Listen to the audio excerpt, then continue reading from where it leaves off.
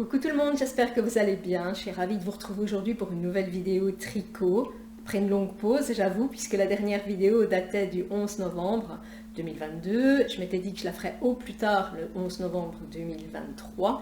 Sauf que j'étais malade le 11 novembre, j'étais clouée au lit et toute la semaine qui a suivi. Donc voilà pourquoi on est posé à fin novembre. Alors, j'ai quand même tricoté, mais pas autant que les autres années, tout simplement parce qu'il faut que je lève un peu le pied. J'ai vraiment beaucoup de pulls. Alors, ça prend quand même de la place, hein, tous ces pulls, il faut quand même les stocker quelque part. Donc, ici, j'ai fait un projet qui m'a pris plus de temps et je vais peut-être me rapprocher pour que vous regardiez le travail qu'il y a dedans. C'est le Cargill Sweater de Crea Bea. Je vous mets ici la première page du patron une fois qu'on l'achète, comme ça vous voyez. Je l'ai acheté sur Ravelry hein, et c'est un patron en anglais qui est facilement traductible. Tout simplement, maintenant il existe des logiciels sur GSM et quand vous mettez traduction photo, vous mettez tout simplement le mode photo sur votre GSM avec ce logiciel et vous prenez, vous cadrez le texte en anglais et sur votre GSM, vous voyez la traduction littérale en français. Donc aujourd'hui, ce n'est plus très compliqué de traduire un patron. Et moi, j'ai fait la taille 3 avec un buste avec une circonférence de 95 cm de tour de poitrine. Avant de vous parler du modèle, je vais peut-être d'abord vous parler de la laine que j'ai utilisée. J'ai pris de la Cascade Yarn 220 en noir. J'aimais bien cette laine parce que je trouvais qu'elle était assez noire et assez satinée. D'ailleurs, on voit le rendu. Il est vraiment très noir et enfin, je trouve que le rendu est super beau. Et c'est une laine qui se tricote avec des aiguilles 4 ou 5, lavables à la main uniquement. Et on ne tricote pas les écheveaux, hein, je vous le rappelle. Je mets les liens généralement en bas de mes vidéos. Vous trouverez tout pour refaire des cônes. Donc vous devez avoir un bobineur et vous devez avoir aussi un, je ne sais plus comment ça s'appelle, un parapluie. Moi j'ai le Xiaogu. J'avais avant un parapluie qui se dépliait, mais à chaque fois ça cassait ma laine. Donc ici j'ai acheté le Xiaogu qui se plie vraiment, qui prend vraiment pas de place une fois qu'il est replié et qui permet vraiment de tendre la laine et de ne plus avoir de blague. Parce que ça ne se tricote pas. Si vous tricotez ça, c'est foutu, votre écheveau, il est foutu, tout simplement. Alors cette laine, elle est quand même assez moelleuse. Voilà. Et je la trouve assez douce, mais assez rigide. Et c'est, enfin, quand je dis rigide, c'est pas comme du mohair où c'est tout souple. Il y a quand même une certaine rigidité, une certaine tenue, et je pense que c'est ce qu'il fallait vraiment pour qu'on puisse voir le motif. Je vais retirer le pull après pour vous le montrer de plus près parce que noir, c'est pas évident. D'ailleurs, j'ai eu du mal le soir à tricoter parce que noir dans le noir, moi je tricote dans le noir et là c'est un motif qui demandait un peu plus de concentration, donc j'ai dû vraiment faire super attention et ne pas me tromper parce que c'est le genre de motif que on ne rattrape pas. Alors le motif, c'est un motif cœur, je vous le montre comme ça parce qu'en fait si vous cherchez des tutos, vous cherchez motif cœur. De toute façon, si vous achetez le modèle, vous allez avoir un tuto avec, elle met des liens. Cette créatrice, elle a une chaîne YouTube et elle met aussi beaucoup d'explications. Alors c'est un motif qui se fait sur 8 mailles.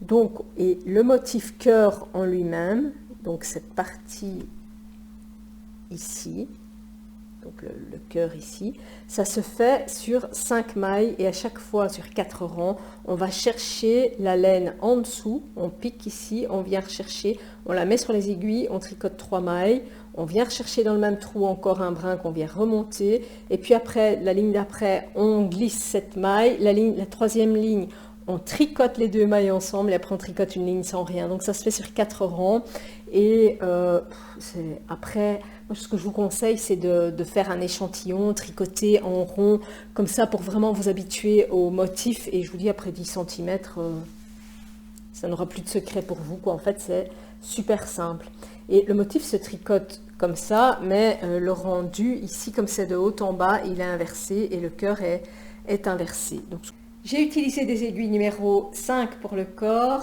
4 pour les côtes. Alors il n'est pas très long, hein. Il est ici ici à la hauteur des hanches. Moi, souvent, je le porte. Enfin, en fait, je vous avoue, je ne l'ai toujours pas porté parce que c'est un pull qui est vraiment très chaud. Je le porterai comme ceci. Les manches, pas de diminution dans les manches, ce qui est plutôt pratique, on va dire, puisqu'on ne doit plus réfléchir. Le modèle, quand on est arrivé aux manches, je peux vous dire que le motif, on l'a vraiment bien en tête. Alors, au niveau de la construction, c'est un top-down, donc de haut en bas. Simplement, ce n'est pas une construction qui démarre en rond. Bon, c'est pas qu'on fait un rond et qu'on commence à monter son col. C'est un col qui vient après. Une fois que le pull est fini, il faut venir relever des mailles et rajouter le col. D'ailleurs, ça se voit. Enfin, moi, je trouve que ça se voit parce que c'est pas comme d'hab, quoi, si vous regardez. Est-ce qu'on le voit bien? Je vais peut-être pas mettre mes mains parce que ça va éclaircir la vidéo. Donc dans cette construction-là, on commence par monter un certain nombre de mailles et on tricote, sur ces aiguilles circulaires bien sûr, mais à plat. On tricote en aller et retour et on vient placer ses marqueurs pour commencer le motif. Et on augmente au fur et à mesure qu'on tricote en va-et-vient, eh bien, on augmente de chaque côté jusqu'à avoir un certain nombre de mailles qu'on vient rejoindre. Donc, vous savez, le principe des rangs raccourcis quand on tricote en rond, c'est que le dos soit plus haut que le devant. Eh bien, ici, c'est le même principe. On tricote plus la partie du dos en venant augmenter petit à petit. Et quand on rejoint, le dos est plus haut. On a déjà une partie tricotée et on rejoint devant. Donc, on n'a pas encore tricoté devant, donc on a le dos plus haut que le devant. Ce qui est tout à fait logique, hein, c'est la même construction que quand on tricote aussi des cols en V, où on tricote en va-et-vient jusqu'au moment où on rejoint. Alors c'est une construction raglan. Vous voyez, donc il y a une maille raglan qui vient vraiment couper le motif. Et normalement, je dis bien normalement, il y a un élastique au bout. Moi, je ne l'ai pas fait parce que comme il était plus large, je me suis dit que ce serait bien aussi de ne pas en faire, tout simplement. Ça retombe bien comme ça. Donc, j'en ai pas fait. J'ai un peu, je prends mes aises là avec les patrons. Je reviens un peu sur les chevaux. Je vous en ai pas trop parlé tout à l'heure. Je suis un peu décousue. Hein. J'ai plus l'habitude de faire des podcasts puisque ça fait quand même pas mal de temps. Donc c'est 100% pure laine péruvienne, entièrement lavable à la main. Et j'ai utilisé 6 écheveaux. Un écheveau c'est 100 grammes. Et 100 grammes, il y a 200 mètres. Donc j'ai utilisé 1200 mètres pour faire ce pull. Ce pull, il mange entre guillemets plus de laine que les autres pulls, tout simplement parce que avec le motif, c'est comme si on avait une double couche, puisqu'ici on va à chaque fois rechercher de la laine. Donc ici, on a une double épaisseur, ce qui fait c'est un pull qui est beaucoup plus, c'est plus à porter en hiver. Hein, c'est pas à porter en mi-saison. C'est une laine qui est vraiment chaude. Et c'est un projet qui m'a pris vraiment pas mal de temps et qui peut durer tout un hiver. Si vous voulez faire un seul projet cet hiver, je trouve que c'est vraiment un beau défi que de réaliser ce Cargill Sweater. Comme promis, hein, je l'ai retiré et je vous le montre face à la lumière. Donc on voit que c'est un col qui a été rajouté. Je fais des côtes 2-2 et voici le pull en entier.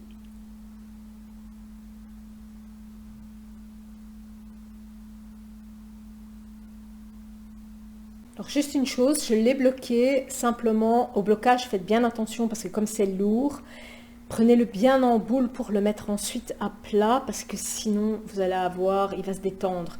Je l'ai vraiment, et alors ça a mis un temps dingue à sécher et faut vraiment le mettre en boule de façon à ne pas le détendre quand vous le sortez du bain.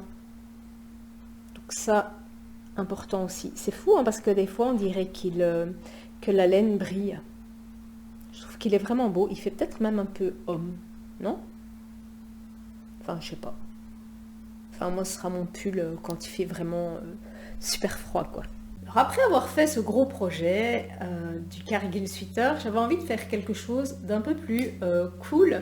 Donc j'ai ce pull-ci, vous l'avez déjà vu, si vous me suivez, c'est un pull que j'ai réalisé il y a 2 ans, qui est mon pull préféré, que je porte tout le temps. Donc il y a 2 ans, je l'ai réalisé en orange, le voici, je voulais vous montrer, parce qu'il ne vieillit pas, je l'ai déjà lavé, je le porte tout le temps, j'en ai fait un noir dans le même combo, il ne bouge pas non plus. Enfin, le noir, il a l'air même un peu plus... je ne l'ai pas pris avec moi, il a l'air un peu plus moelleux.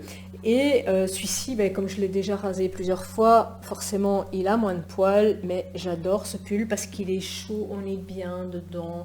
L'aisance, enfin, tout est parfait. Ici, tout tombe bien. Si vous voulez avoir plus d'explications sur ce pull, vous pouvez retourner dans une de mes anciennes vidéos dans laquelle je le décris. Je ne vais pas revenir là-dessus, on ne va pas refaire les mêmes podcasts. Je vais juste vous parler de ma nouvelle version que j'ai réalisée avec le même combo. Donc, Drops Alpaga ici, 100% Alpaga, dans le coloris 29-23, donc 167 mètres de pur Alpaga. Et du kit silk de Drops aussi, et moutarde, ici c'est le coloris 30. Donc c'est exactement le même combo que l'orange et que le noir. Sauf que, eh ben, en y regardant d'un peu plus près, c'est le même, mais c'est pas du tout la même aisance. Donc je me suis dit, tiens, qu'est-ce qui s'est passé? Enfin, je l'ai vu, hein, au moment où je l'ai tricoté, mais j'avais pas envie de le défaire. J'ai bien vu qu'il y avait quelque chose qui n'allait pas. Et en fait, il est 8 cm plus petit. Je me dis, c'est pas possible. Qu'est-ce que j'ai fait? C'est la même laine.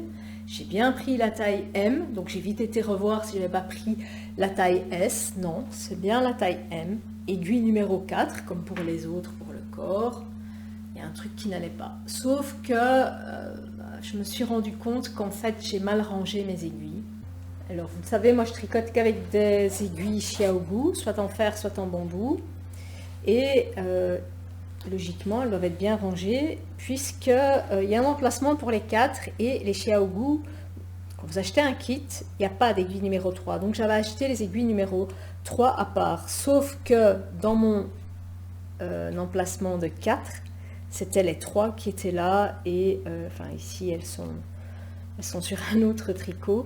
Mais elles étaient mal rangées, ce qui fait que en fait ce pull je l'ai tricoté avec une taille d'aiguille en dessous par rapport à la normale, ce qui fait que il est plus petit, quoi. Il est quand même bon, c'est pas dérangeant, hein, c'est pas quelque chose, c'est pas comme s'il m'allait hyper serré et que ça choquait, mais c'est une autre version, quoi, une autre version un peu plus serrée que je pourrais mettre avec une robe en jeans, enfin une jupe en jeans même. Alors j'ai pas fait trop long heureusement parce que serré et long c'est vraiment pas beau, mais ça va quand même, quoi. C'est pas ce à quoi je m'attendais, mais ça va quand même, je suis quand même contente. Le combo il est quand même super beau.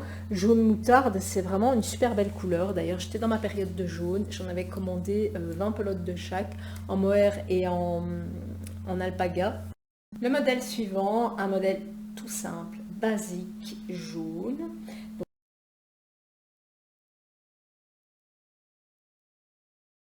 Et ici, c'est le DRK Everyday Sweater de Andrea Mori.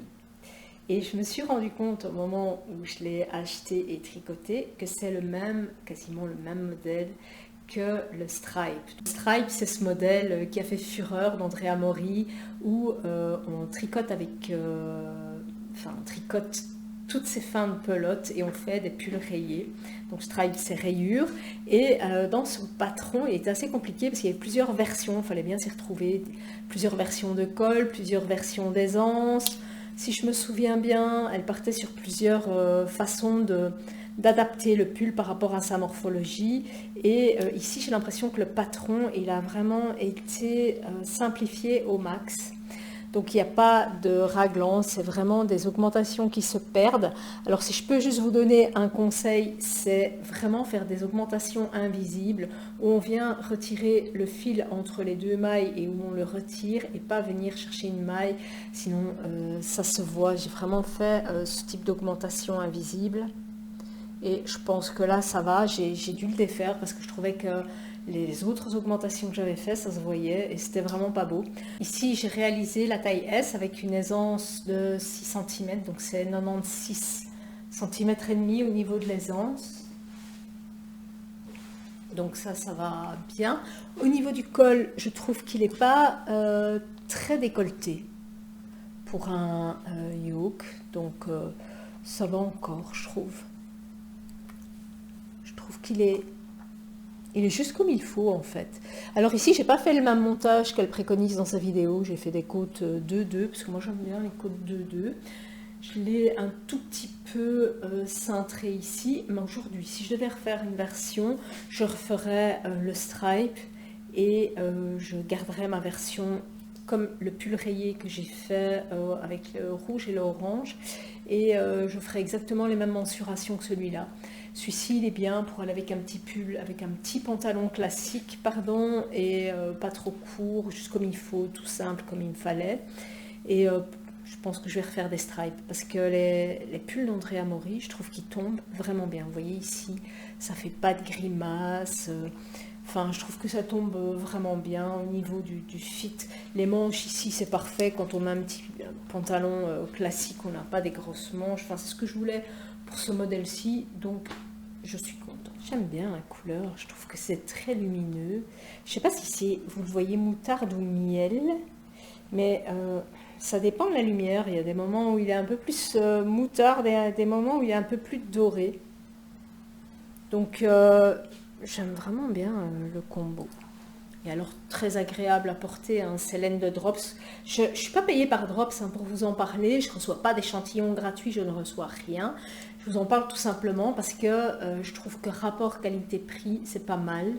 Et il y a moyen de tricoter en qualité sans se ruiner, quoi. C'est ça en fait qui m'intéresse, surtout quand on tricote beaucoup. Et je vais même vous dire, quand on tricote pas beaucoup, on n'a pas besoin de se ruiner pour s'habiller. Le dernier pull que j'ai réalisé, c'était vraiment pour dire de récupérer cette laine, parce que c'est un pull d'Andrea Mori que j'avais fait, c'était le Weekender, mais je n'aimais pas la façon dont il tombait, je n'aimais pas la texture, je n'aimais pas la matière, donc je me suis dit c'est peut-être le modèle qui ne correspond pas à la laine. C'est de la laine de Fonti, c'était du tweed de Fonti, et je me suis dit je vais refaire un basique. Donc j'ai fait un raglan basique. Je vous mets le patron juste là. Donc dans ce patron, vous avez un seul patron, mais réalisé avec plusieurs échantillons de laine. Donc que vous utilisiez de la grosse ou de la fine laine, vous trouvez toujours le gauge, l'échantillon qui correspond. Et ici, j'avais un échantillon de 17 sur 25 en jersey, 17 mailles sur 25 rangs. Donc je me suis dit, allez, je pars là-dessus, je chipote pas. Sauf que la matière ne me plaît toujours pas, c'est beaucoup trop rustique. C'est au-delà du rêche, je sais pas, c'est une texture que je n'aime pas. Je l'ai même pas essayé, hein, donc je vais l'essayer en primeur avec vous. Je l'ai tapé dans un coin et je me suis dit, bon bah tant pis, ce sera pour nettoyer, quoi. Donc je vais le passer et je vous en reparle. Bon, le voici, c'est un pull normal, quoi, basique. Son nom l'indique. Hein. J'ai fait avec 12 cm d'aisance, donc j'ai fait la taille 4, il fait 102 exactement d'aisance. Bon, ça c'est le pull super facile, hein. Si vous démarrez en top down, c'est le patron qu'il faut avoir. J'ai fait des côtes de 2, raglan et ça va tout seul. Vous voyez, c'est une laine comme du tissu qui se froisse. Et en fait, ce qui me dérange, c'est qu'il y a... Au niveau de la texture, pour vous expliquer, c'est un peu comme si c'était un peu comme de la corde. J'ai l'impression d'avoir quelque chose en corde sur moi. Et ça, c'est un peu comme ces fibres un peu naturelles. J'ai la même chose avec le coton, hein, donc je suis peut-être pas une référence, mais avec le coton, j'ai cette même sensation de rêche. Je vais pas expliquer. Genre de truc qui me fait mal aux dents quand c'est mouillé, quoi. Donc, enfin, vous me direz, on ne voit pas le rapport, mais ce sont des matières comme ça qui donnent ces sensations, quoi. Alors, le rendu, ouais, c'est du tweed, quoi. C'est du tweed, mais j'ai déjà vu des tweeds qui étaient beaucoup plus agréable à porter, beaucoup plus doux au niveau de la sensation. Ici, ça me faudrait peut-être que je le laisse tremper en le bloquant avec un peu plus de calan. Le calan, ça a cette faculté d'assouplir la laine. J'espère que je supporterai, ou alors je le garde pour la maison, quoi. Ouais, je pense. Donc voilà, c'était l'unique podcast de 2023, tricot, hein. J'ai tricoté que ça, j'ai d'autres projets. Dans mes projets, j'ai le Auguste Sweater et le Auguste Cardigan. Donc je vous mets juste là l'Auguste Sweater et l'Auguste Cardigan. Je vais certainement les faire aussi en laine de drops. Je vais regarder ce que j'ai pour pas spécialement acheter. Je vais devoir aussi faire des stripes parce que j'ai beaucoup de pelotes uniques qui se baladent dans mon stock et tant que je n'ai pas liquidé, tant que je n'ai pas de place, ben je ne rachète pas. Tant que je n'ai pas liquidé de laine, je n'en rachète pas. Donc il va vraiment falloir que je fasse des stripes et je vous montrerai aussi peut-être les combinaisons, comment je mets mes combinaisons de rayures pour que ce soit harmonieux.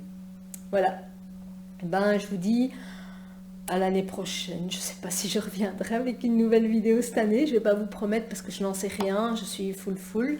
Et comme j'ai repris les cours de peinture 2 fois par semaine et que je travaille et que les week-ends on sort beaucoup, ben c'est un peu compliqué pour moi de faire des vidéos. Ici c'est bon qu'on est un dimanche matin et que je suis toute seule à la maison.